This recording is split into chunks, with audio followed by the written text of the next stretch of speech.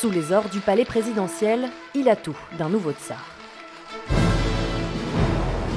C'est un homme qui a une conscience très forte qu'il ne faut pas montrer de faiblesse.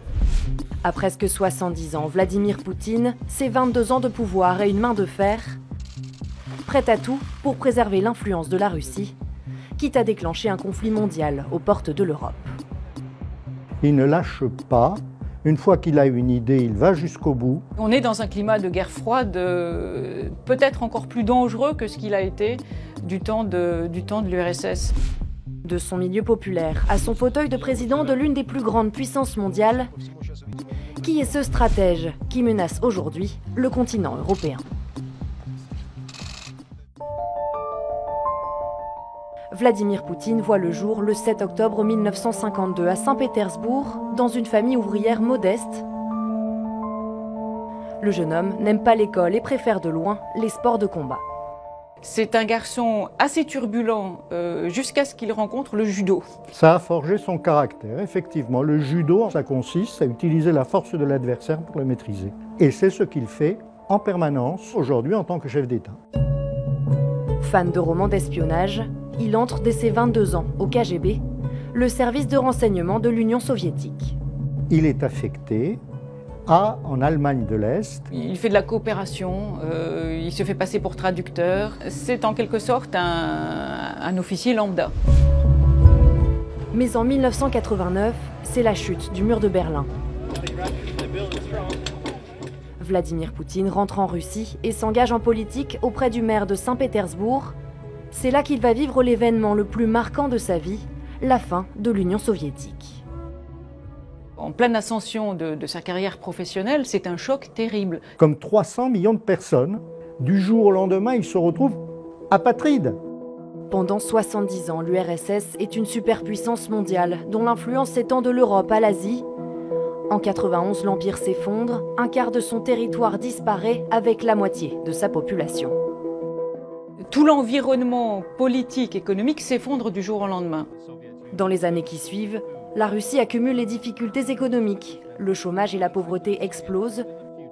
Dans l'ombre du président Boris Eltsine, Vladimir Poutine va grimper un à un les échelons et imposer sa méthode. Très rapidement, il devient pratiquement irremplaçable. Et le 26 mars 2000, il est élu président. Il dirige donc le pays depuis presque 22 ans. Surtout depuis 2018, sa réélection de 2018, il y a un tournant autoritaire en Russie qui est indéniable.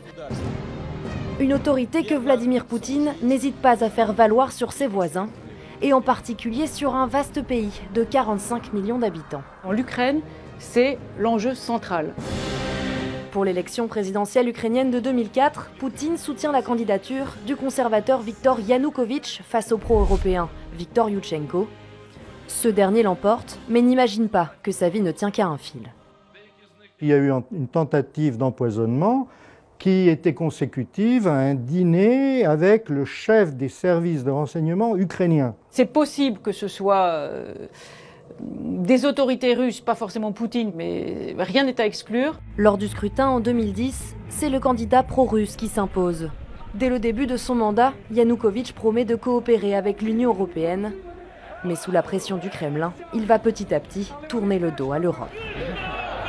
En 2013, sur la place Maïdan, les Ukrainiens manifestent alors leur mécontentement.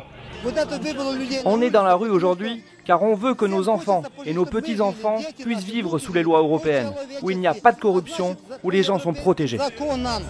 La réponse de Moscou est radicale. Il va répondre à Maïdan par la Crimée.